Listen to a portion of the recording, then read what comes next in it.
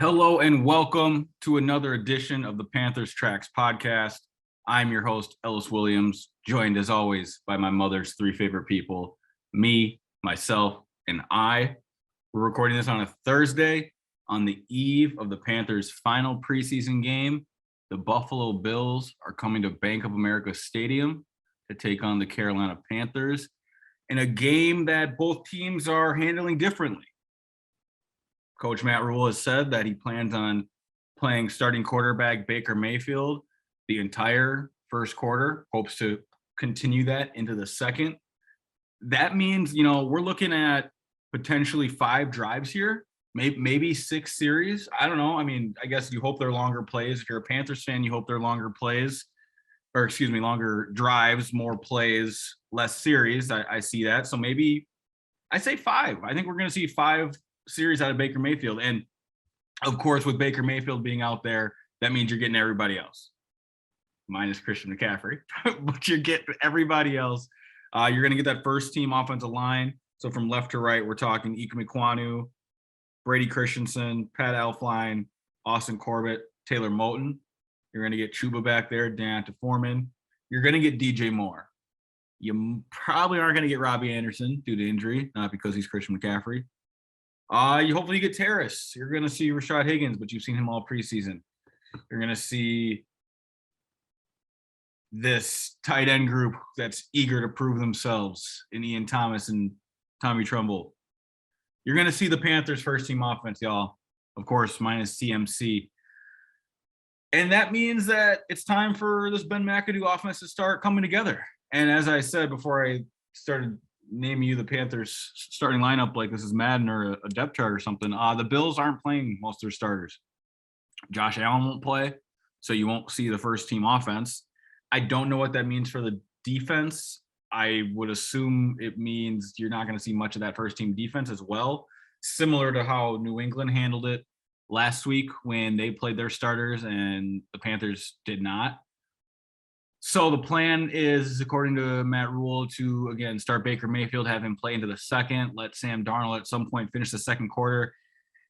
And then you're going to see PJ Walker probably handle most of the, if not the entire second half. And then that's a wrap. The preseason will be over. It's a long month, really. By the time you listen to this, and I want to make this podcast a little more evergreen. Like, I understand that you might not get to this till Monday. Maybe you get to it on a Sunday and this game will be long over. So we're going to talk about, more than just a Bills preview. I'm going to throw some concepts out here that I want you to gnaw on for the weekend, right? Like that chicken bone, like that Jameis Winston dub, you know what I'm saying? Get that, you got to eat that W off your finger. That's nasty, wasn't it? It's nasty. So when this team now has come together for a month now, again, by the time you listen to this, it's going to be over a month since the Panthers reported to Spartanburg. Feels like forever, man. I mean, I know we've had a couple long years here that make a week feel like it flies by sometimes, but these weeks have been a marathon, y'all. From Spartanburg to DC to Boston to Foxborough, back to Charlotte. It's been a marathon. It's been fun though. I appreciate y'all for joining me on this Panthers Tracks podcast, and I want to just keep rolling. Like I said, once we get into the regular season, we're gonna have a much more clear and consistent schedule. I'm hoping for 3 days a week. I want to get you guys a podcast right after the game at night. All of that is still work in progress. We should have another Panthers beat writer in here to ride with us.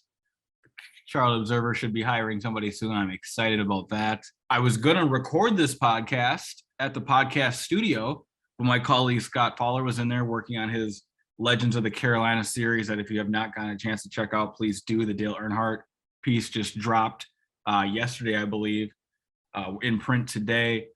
Scott is doing an incredible job on there. Go check that out if you can. So I apologize if the sound is not perfect. That is because I'm in my apartment.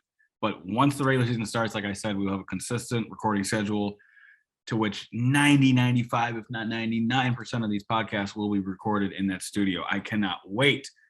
But until then, I want to break down a couple topics for you. Quick rundown, like this is PTI. I want to talk a little more about Matt Corral's injury. I know last time we were on the pod, we talked about Matt Corral being hurt. We did not know what the injury was or the extent that he would be sidelined. Now that we have that information, I just want to build upon the point I made last time. I want to unpack the Panthers wide receiver concerns. Are there some? Should there be? Is it legitimate? I will break that down in a second. Then I'll throw you a little Bills preview, and we'll get out of here. It's a Thursday night into Friday weekend. I don't need to be in your ear for a half hour, but we shall see. Let's start with Corral. So this injury, as I said earlier in the week, it's not worth the Panthers fans' energy to worry about Matt Corral. He was not a part of this team's plans this season. And if he was going to be, that would have meant the season got off the rails. And I'm sure all of you listening don't want that to happen. So in a way, like Matt literally has to do, put himself on the shelf, listeners need to put the idea of Matt Corral's future on the shelf. You weren't going to find much out, if anything, this year anyway. And now that we know it's a Liz Frank injury, we understand that he's going to need a surgical procedure that will stabilize the arch in his midfoot using plates and screws. The average NFL recovery time for one of these injuries is about 11 months. Data suggests that because he's not a skill position player, instead of drop back quarterback, he shouldn't see any decline in his production upon return. Corral will have the procedure, and after about 4 to 6 months, he'll likely need another one to take the middle plates and screws out of his foot. He's going to have about a 2-month no weight bearing period as well immediately after surgery. Means, he will not be putting any sort of pressure or walking or steps, nothing on that foot for at least 6 weeks. He'll begin early rehab at that time, which is going to include range of motion. So imagine like elevate your foot up in the air and just kind of roll your ankle. And perhaps he might, so one thing they do in rehab to strengthen that arch in your foot, and this might be too advanced for a Liz Frank. I'm speaking a little bit past my knowledge here, but to strengthen that arch in your foot, trainers will put marbles on the floor and have you pick them up with your toes. That's probably a little more advanced than what he'll be doing, 6 weeks out of the procedure, but I am confident eventually that type of rehab will occur to strengthen that arch. You use your toes to pick up the marbles and move them into a bucket. And if you try that, you could try that yourself at home. And it gets tiring, and that's for the arch in your foot, the Liz Frank joint. So I lay all that out just to say that Matt Corral has a long journey ahead of him, right? He's a young man who has dealt with adversity before. He was injured most of the offseason after hurting his ankle in his bowl game last year. He didn't compete at the Senior Bowl because of it. He didn't throw at the Combine because of it, and waited till his pro day to unleash, and show that he was healthy. And now we're looking at, 8, 9, 10, 11 months here of Matt Corral being sidelined, where he'll only get mental reps. He can still be in Baker Mayfield's hip pocket. Hopefully he stays in Charlotte to rehab. Not sure about that, but it would make sense, especially for him being a rookie. Guys like Odell Beckham Jr., when he was in Cleveland, would escape to LA to go rehab. I mean, he wants to stay in Cleveland and live in Cleveland full time if you don't have to. Just kidding. Probably not many Browns listeners on here, but shout out the land.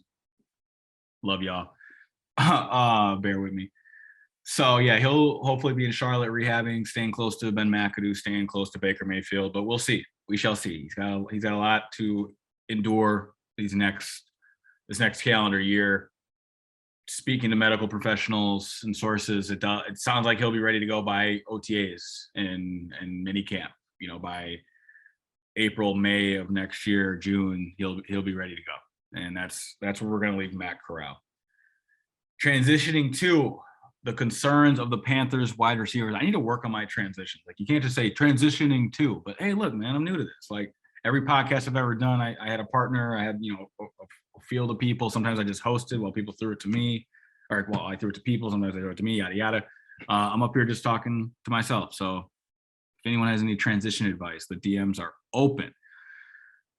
What is going on with the Carolina Panthers wide receivers? Well, first of all, Shi Smith sounds like a budding star. Matt Rule spent Wednesday's practice talking up the second-year pro, who is primarily working out of the slot. This is a young man who, ever since CJ Saunders went down, has been taking the majority, if not all, of the first-team slot reps. He is getting open across the middle. I think of the Washington game when he helped Baker Mayfield convert 2 third downs. 2 of the 3 third downs Baker converted on that drive. Shi can get open against man press. He runs effectively after the catch, so you're going to see him on deep unders. That doesn't make any sense. Deep crosses, deep overs. You're going to see him on shallow unders.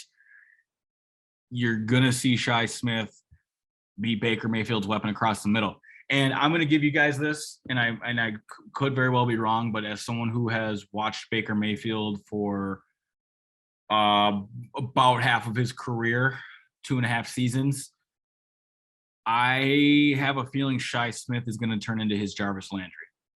And now that's the beauty of this podcast. That's not something I'm going to go put a headline on and tweet out and, try to start this, hey, see, I was right type of thing. I'm not in it for the Twitter takes. I'm not in it for the, see, look how right I was. I'm just here to spit real game and share insight that I think is accurate, valuable, and informative.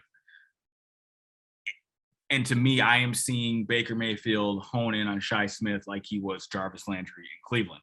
And for anyone that doesn't know, Jarvis Landry has caught the most career touchdowns from Baker Mayfield. I believe it's 14. Rashard Higgins is on that list, tied for third with 10. Tight end David Njoku, second with 12. Baker's thrown like 90-something touchdowns in his 4-year career. If Shi Smith is Jarvis Landry to this offense, then he's going to have a big year. And Matt Rule's right. He's going to have a really impressive season. We're talking 70, maybe 80 grabs, potentially 1,000 yards, and maybe 5, 6, 7 touchdowns. And you say, that's crazy. DJ Moore can't even get more than 4. Well, Baker throws to the middle of the field, and they're going to put Shi Smith more than they're going to put DJ there. We shall see. Maybe DJ Moore just turns into Jarvis Landry, and Ben McAdoo is going to use him completely differently than we've seen him all preseason and training camp, because all of this is so vanilla, and they're going to show you the secret, super saucy Cheesecake Factory cheap shot there. But Ben McAdoo offense that we've all been waiting for, and that has been under wraps since he left the Giants and has spent time with the Cowboys and Jacksonville Jaguars. And now here comes the super secret offense that is going to turn DJ Moore into Jarvis Landry and have him be Wes Welker in the slot. I don't know. I kind of doubt it. I think this is more of a traditional offense than anyone anticipated. This feels like a Mike McCarthy thing where, like, Mike told Tom Pelissero of NFL Network that he spent an offseason acting like the 33rd team in the NFL, and him and all his homeboys sat in a laboratory in the middle of nowhere and watched game tape and broke down analytics as they drank coffee, and when the sun goes down, had a little scotch. That's how Mike McCarthy got the Cowboys job, if you were wondering what that was about. And I'm not saying that's what Ben McAdoo pitched to Matt Rule. I'm just saying it's human nature to act like you've evolved, to say the right things. And then when it comes time to show your worth, you are, 80, 85% of what you've always been. And what Ben McAdoo's always been is 11 personnel, 3 wide receivers, static pre-snap motion, quick decisive reads, slant, flat, RB check down, post shot, come back outside, vertical one-on-one you like. That's Ben McAdoo's offense. We're going to see how much it's changed, but if it hasn't, then I can envision where Shi Smith's going to be. He's going to be a slot receiver. He's going to operate between the numbers, between the hashes, on option routes and slants and ends, and as I said, deep overs and shallow unders, and be productive. Draft Shi Smith in your fantasy leagues, y'all. You'll get him for nothing. I think he has a better season than Robbie Anderson, and I wouldn't have said that 2 weeks ago. But that is the point, the epitome of my frustration with these Panthers receivers is you just haven't seen them. You haven't seen them all out there. We have not seen DJ Moore, Robbie Anderson, Shi Smith, Terrace Marshall, and Rashad Higgins all practice together. Maybe like right when camp started, but even then they were deploying CJ Saunders as if he was Shi Smith. So that was a different concoction altogether, to the meaning that Baker Mayfield has not had the time to develop any sort of real chemistry with any of these guys, right? Like, where's Terrace been? You heard Matt Rule say we need a young man to practice. And then he practices, then he doesn't, then he does, and we'll see. All I know is that as much as everyone wants to say training camp doesn't matter, and I am one of those folks, if you string 3 weeks of practice together, that matters. If you're out there every single day, that matters. If you have stayed healthy, that matters. If you are consistently catching passes from the first team quarterback on routes that you can envision a player running on a Sunday, that matters. Shi Smith is going to be open underneath. He's going to be open across the middle, and Baker Mayfield's eyes are going to go directly from snap to middle of the field. He's not going to throw outside unless it's a one-on-one he likes on his first read. He's not going to hit the backside dig, because go ask Odell Beckham Jr. about that. He's going to look across the middle. And who's going to be there? It's going to be Shi Smith. It ain't going to be one of these tight ends. We all know that. Point being, I'm concerned about Robbie Anderson. Guy isn't practicing. I didn't see anything that impressed me with his one practice in New England. I'm comfortable saying this. I'm rooting for Robbie Anderson. I said it in Spartanburg one time when I went on a little rant. That young man is just real. He's just that dude. He is as authentic and intuitive and creative and smart and interesting as they come in this life.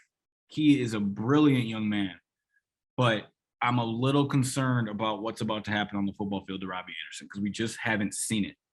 He's not making contested catches.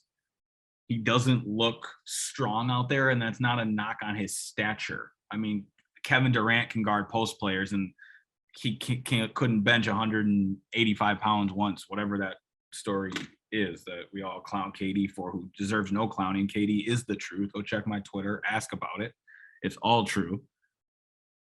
But I haven't seen it. Robbie hasn't made a play since his deep post from Baker like 3 weeks ago that has stood out. So, and he's not practicing, like I said. So where's the timing? You know, you can't, if you're going to get 6 targets a game, you can't afford for 3 of them to be feel outs. Like, oh yeah, we'll get that right next time. Well, you should have been getting that right during camp. And that's what I anticipate coming for Robbie Anderson. DJ Moore, I think, is going to be fine. Ben McAdoo's going to have ways to get the ball in his hands, a la Odell Beckham Jr. We'll see what that looks like, but DJ will be fine. I have all the confidence in the world in Christian McCaffrey in this passing game, and I think I'm on the record as saying this is going to be a surprisingly good run team. Like, they're going to really be able to run the football, this team is. I could see them being a top 12, top 10 rushing offense this year. Book that. We're going to do some predictions later this upcoming week, but I'm confident that Christian McCaffrey, Chuba Hubbard, Deonta Foreman are going to be a nice little 3-headed monster. Not worth anything in fantasy. That's not what I'm saying. I mean, Christian McCaffrey should be the first overall pick. Obviously, he's worth everything in fantasy, but I'm like, those 2 other running backs aren't going to be worth anything in fantasy other than handcuffs. But the collection of these parts are going to be a complete whole of a backfield. Chuba able to spell Christian. Deonta coming in on short yardage situations. Christian being Christian. You know, I promise you guys that this team has already 4, 5, 6, 7 go-to plays on gotta-have-it situations just for Christian McCaffrey receiving the ball out of the backfield. Ben McAdoo has been cooking up some gadgets, and that's not like running back reverse pass. It's just route options that you can deploy Christian McCaffrey into out of the backfield that make him unguardable. Is he breaking out? Is he breaking in? Is he going post? Is he running by you up the seam? I mean, by God, how do you defend this young man? We are about to see. But he won't play on Friday, and he's not a part of the Panthers receiving corps. He will catch a ton of footballs, but he's not a part of those wide receivers that I'm concerned about. Shi Smith, stock up. Robbie Anderson, stock down. DJ Moore, even. Rashad Higgins, we know what he is. CJ Saunders, we'll see if he makes a team. Same with Derek Wright. We need to see some Terrace Marshall. It's an interesting group. But by the time you hear this, perhaps they make cuts. Probably not, but that could happen. I know I will not record another podcast until they make cuts. So just some players who have a lot on the line Friday. I think Brandon Zylstra, sticking with the wide receivers, is one of them. Zylstra's a guy they love on special teams. He just hasn't really had his training camp moment. Neither has Keith Kirkwood. And I already mentioned Saunders, Derek Wright, all guys who are not a lock to make this team. Defensive back's going to be a tough room to figure out. As I was going through my 53, it really came down to how many receivers they keep, how many quarterbacks they keep, and how many safeties they keep. Like, I think some of these safeties, the Tay Hayeses, the Kalen Barnes, are better than the Justin Burrises that they have at safety, but you need safeties, right? So if they keep Justin Burris and cut Tay Hayes, hoping he gets the practice squad, I don't think that's because they think Tay is a better player than Justin. It's just a numbers game, and they need safeties, and they don't have that many reliable ones right now. And they've got a collection of consistent cornerbacks. It's been impressive what they've been able to gather. I think tackle Dennis Daly has a lot on the line Friday night. I all offseason I've been writing about how the Panthers have this deep offensive line. Then I remember the pressure Matt Corral and veteran PJ Walker endured against the Patriots. The offensive line out there on the play, Matt Corral was injured. And again, it's not the offensive line's fault necessarily. These things happen, but the quarterback was quite under duress. Daly at left tackle, Mike Horton at guard, rookie Cade Mays at center, Deontay Brown at guard, and Austin Pleasants at right tackle, who they've already cut. I've already been on the record saying Deontay Brown's going to be cut. Cade Mays they really like this young man because of his literal 5-position flexibility. He's not going anywhere, nor should he.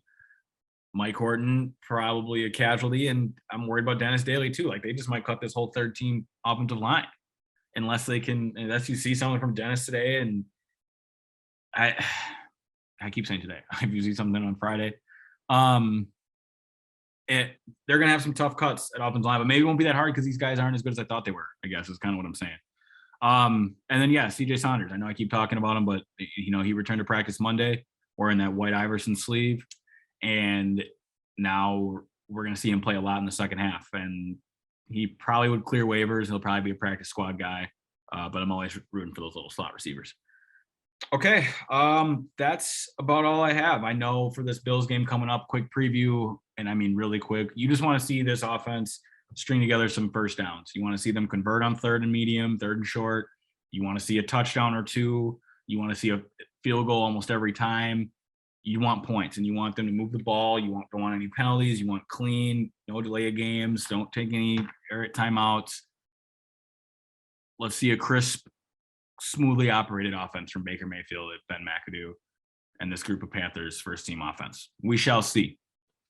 I'm going to get back together with y'all next week. Until then, Ellis Williams signing off of the Panthers Tracks podcast. This podcast was produced by Michaela Holder. Thank you for listening, y'all. Until next time, take care.